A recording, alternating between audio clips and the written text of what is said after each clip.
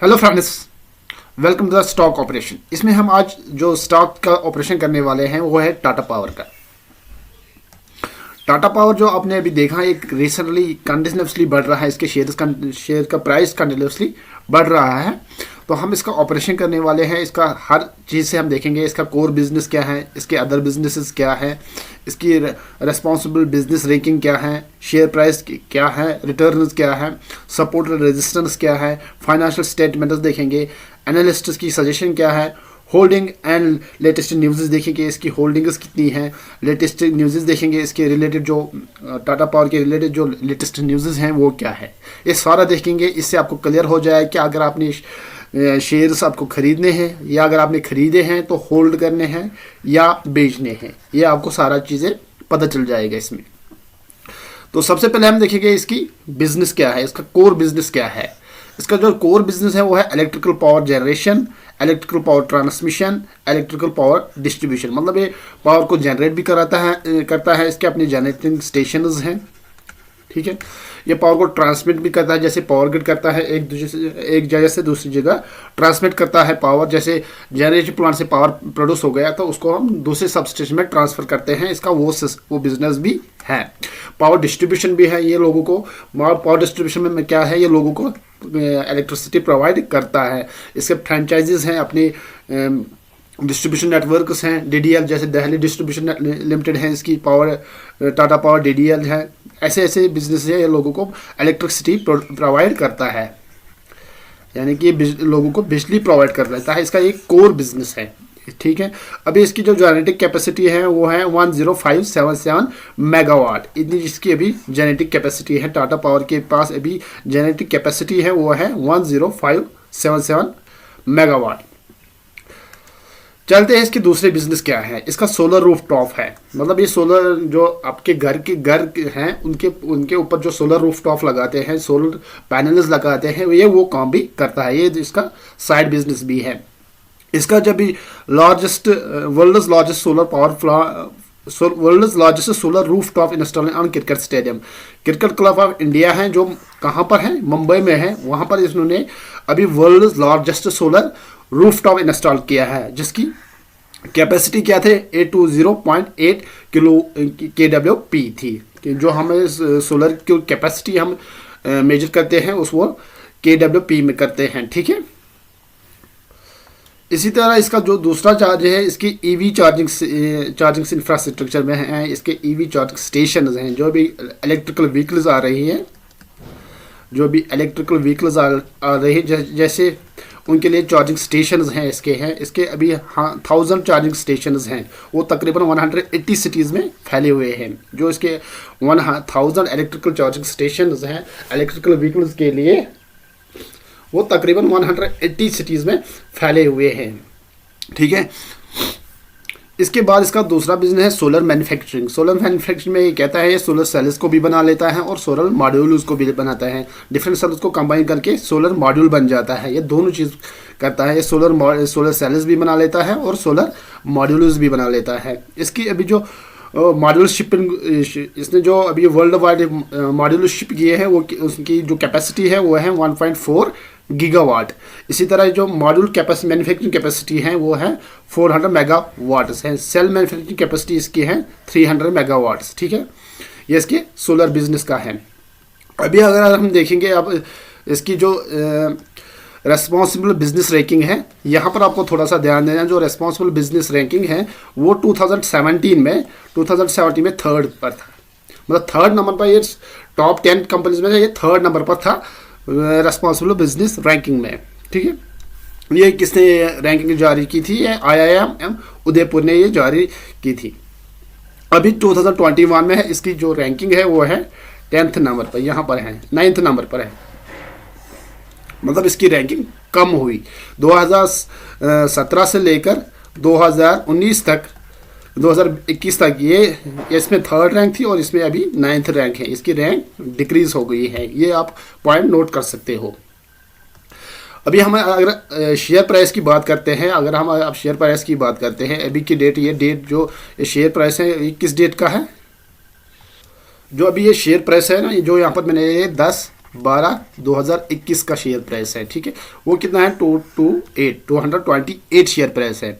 इसका जो maximum value of a share in 1 year, एक साल में इसका जो मैक्सिमम वैल्यू शेयर का रहा है वो रहा है 257.3 और जो मिनिमम वैल्यू रहा है वो 43.2 रहा है। अगर हम एक साल का इसका एवरेज वैल्यू देखेंगे शेयर का है वो है 105.05, ठीक है। अगर हम प्रेजेंट वैल्यू देखेंगे, जो प्रेजेंट वैल्यू है वो 122.95 ज़्यादा है एज कम्पेयर एवरेज वैल्यू से। एवरेज वैल्यू से वो कितना ज़्यादा है 122.95, ठीक है। अगर हम इसकी रिटर्न्स की बात करते हैं तो इसका जो रिटर्न है 5 साल का रिटर्न है 197.46% है और अगर एक साल का रिटर्न देखेंगे तो वो 213.19% है, ठीक है। अभी हम इसकी सपोर्ट और रेजिस्टेंस की बात करते हैं। इसका जो सपोर्ट अभी है वो सपोर्ट इसके अभी जो सपोर्ट है 202 पे है। अभी इसका वैल्यू क्या है 228, मतलब इसने इस सपोर्ट को ब्रेक किया है।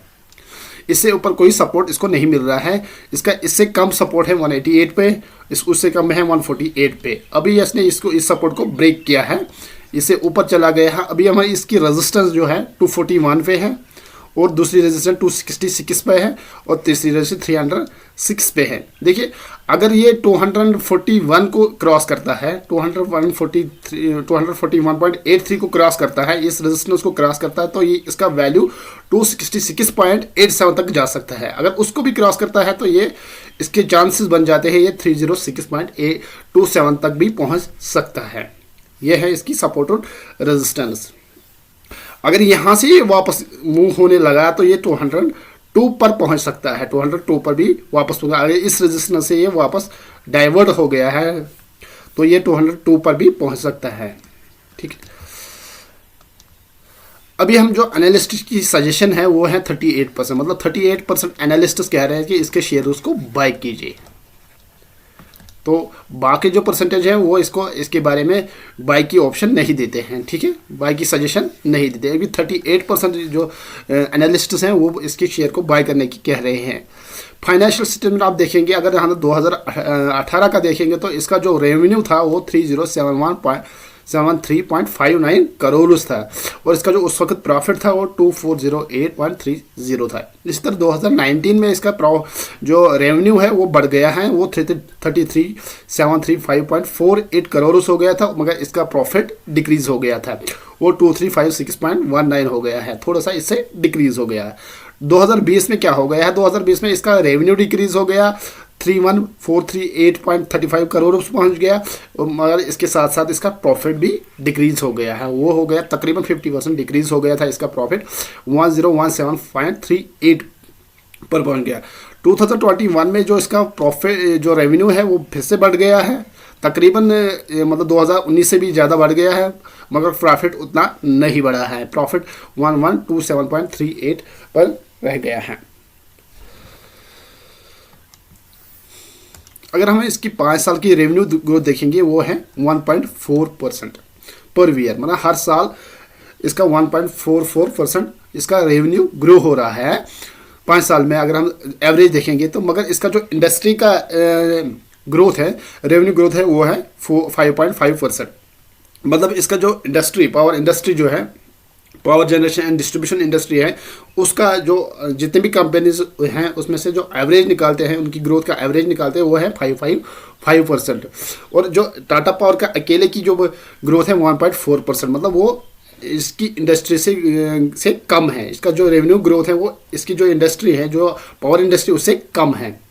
इसी तरह अगर हम इसकी नेट इनकम देखेंगे वो ईयरली इंक्रीज हो रही है, कितनी 11.23%, वो ईयरली इंक्रीज हो रही है, जबकि इसकी इंडस्ट्री जो पावर इंडस्ट्री है इसकी ग्रोथ एनुअली कितनी हो रही है 14.1%, मतलब वो भी कम है। इसका एनुअल जो नेट प्रॉफिट है वो भी इंडस्ट्री जो पावर इंडस्ट्री उससे कम है।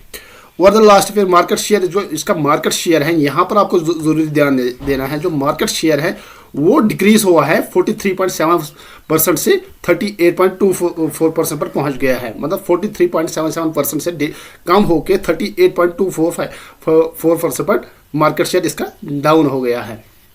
ये पॉइंट आपको याद रखना है। इसके अगर हम टेक्निकल एनालिसिस के कर लेंगे तो इसका जो RSI है, वो RSI भी चल रहा है 53.757 वन मंथ का RSI अगर आप देखोगे वो 53.757 है। अगर एक साल का RSI देखोगे वो 76.71 है, 76.7 है। ठीक है, अभी जनरली हम क्या देखते हैं, कुछ लोग इसको 70 भी लेते हैं। RSI अगर ग्रेटर और इक्वल टू 70 है तो बाई का ऑप्शन मार रहे हैं वो, मतलब ये इंडिकेशन है बाई की।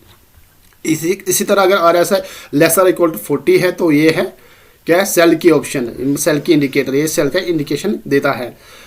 तो अगर RSI हमारा 40 to 60 है तो हम होल्ड कर सकते हैं। अगर हमारे पास शेयर्स है तो हम होल्ड की ऑप्शन ले रहे हैं, मुझे मतलब इसको मान रहे हैं कि होल्ड कर लो। अगर नहीं है, हमारे पास शेयर्स नहीं है तो फिर हम बाई इसमें नहीं कर लेते हैं। ये एक एजम्पशन है, ये 100% करेक्ट नहीं है, तो ये थोड़ा सा इंडिकेशन है, बाकी ये कोई गारंटी नहीं है कि इस पे अगर RSI 60 हो तो इसके शेयर प्राइस बढ़ जाएगा, ये कोई गारंटी नहीं है, खाली इंडिकेशन है। अभी आप इससे कंपेयर करके ये इसके RSI का वैल्यू अभी देख लीजिए और अपना डिसीजन ले सकते हो कि क्या करना है, कि इसके शेयर्स बाई करने हैं या नहीं करना, अगर बाई किए हैं सेल करने हैं या नहीं करने हैं। इसका जो PE रेशो है वो है 43.22। PE रेशो क्या है, प्राइस अर्निंग रेशो, वो है 43.62। जनरली PE रेशो का अगर हम देखेंगे बेटर माना जाता है 20 से लेस देन होगा, 20 से लेस देन होना चाहिए तो उसमें ज़्यादा प्रॉफिट मिल रहा है। ये भी एक इंडिकेशन है, ज़रूरी नहीं है। इसके बाद हमें इसकी शेयर होल्डिंग्स की बात करते हैं। जो प्रमोटर्स के पास अभी शेयर होल्डिंग्स है 46.86% है, मतलब 50% भी नहीं। इसकी प्रमोटर्स के पास जो शेयर्स है वो 50% भी नहीं है, वो 46.86% है। इसका म्यूचुअल फंड में जो शेयर है वो है 8.3%। डोमेस्टिक इंस्टीट्यूट्स में जो शेयर होल्डिंग है वो है 11.6%। फॉरेन इंस्टीट्यूट्स में है 11.06%। रिटेल्स में है 22.18%। और ये डिविडेंड रिसेंटली इसने डिविडेंड दिया है, हर साल ये डिविडेंड देती है। इस साल इसने डिविडेंड जून 17, 2021 को दिया है, क्या था 1.55 पर शेयर दिया है। हर शेयर का 1.55। अगर आपके पास 2 शेयर्स हैं तो 2 × 1.55 तकरीबन 3 रुपया, 3-3.5 रुपया आपके बनते हैं। 3.10 कुछ ऐसा बनता रुपया है, हर साल ये देती है डिविडेंड। अब हम इसकी लेटेस्ट न्यूज़ की बात करते हैं तो अभी Tata power will be biggest EV charger player in the country, MD and CEO Parveen Sinha है। 10-12 के जो ये हैं न्यूज़ है कि जो टाटा पावर है वो बिगेस्ट EV चार्जर प्लेयर हैं, मतलब इसकी सबसे ज़्यादा EV चार्जिंग स्टेशन हैं किसके, टाटा पावर के इंडिया में। Tata power bags India's largest solar and battery project worth यूं तक करो। इसको एक प्रोजेक्ट मिला है जो biggest India's largest solar and battery project है, वो है 495 करोड़। उसका जो वैल्यू है वो 495 करोड़ है। तो ये जो सोलर प्रोजेक्ट इसको मिला है 495 करोड़ हैं।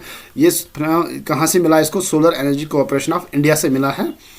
इसको क्या करना है, इसमें 100 मेगावाट EPC सोलर प्रोजेक्ट्स हैं। जो सोलर प्रोजेक्ट की जो इसमें कैपेसिटी वो 100 मेगावाट है और बैटरी कैपेसिटी जो है वो है 120 मेगावाट हावर की है। ठीक है, ये 18 मंथ में 18 मंथ्स में इसको कंप्लीट करना है, तकरीबन 1.5 साल में इसको कंप्लीट करना है। ये न्यूज़ है कब की, December 1 की न्यूज़ है 2021 की। ठीक है, थैंक यू।